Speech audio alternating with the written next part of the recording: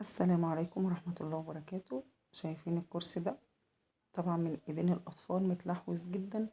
ده فرش انتريه، بنرش عليه الفوم ده زي ما انتوا شايفين كده.